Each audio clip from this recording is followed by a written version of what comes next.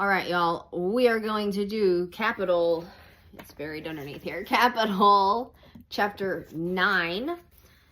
It is titled the rate of surplus value. So we have a couple more definitions. They're things we've gone over before, and we have a new formula.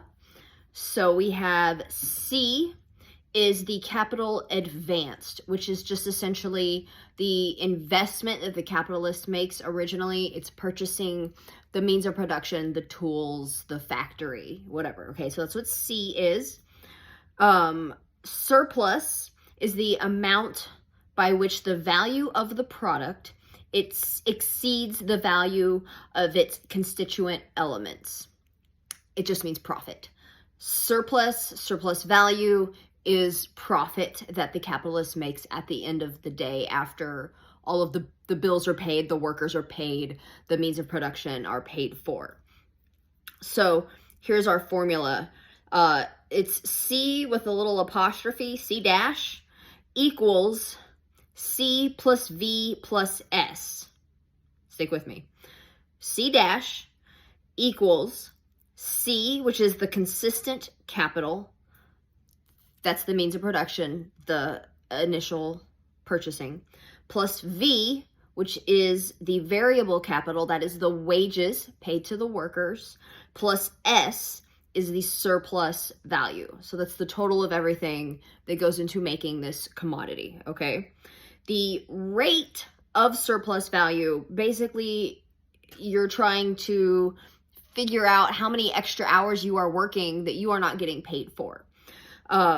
Is S, surplus value, over V, variable capital, the wages, times 100 to get the percentage, right? So essentially we're looking at necessary labor time and necessary labor, the things that are needed to make this commodity, and then surplus labor time, the extra amount of time that workers are still working that they are not getting paid for, that the capitalist is making that profit off of.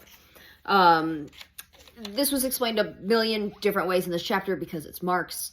And it works differently in different factories, different, industries.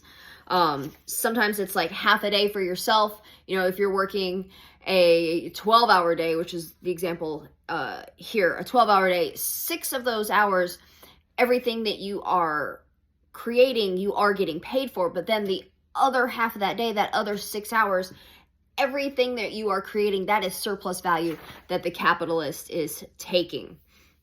And then the last definition here, surplus produce is the portion of the product that represents the surplus value, right? So I make 20 doodads.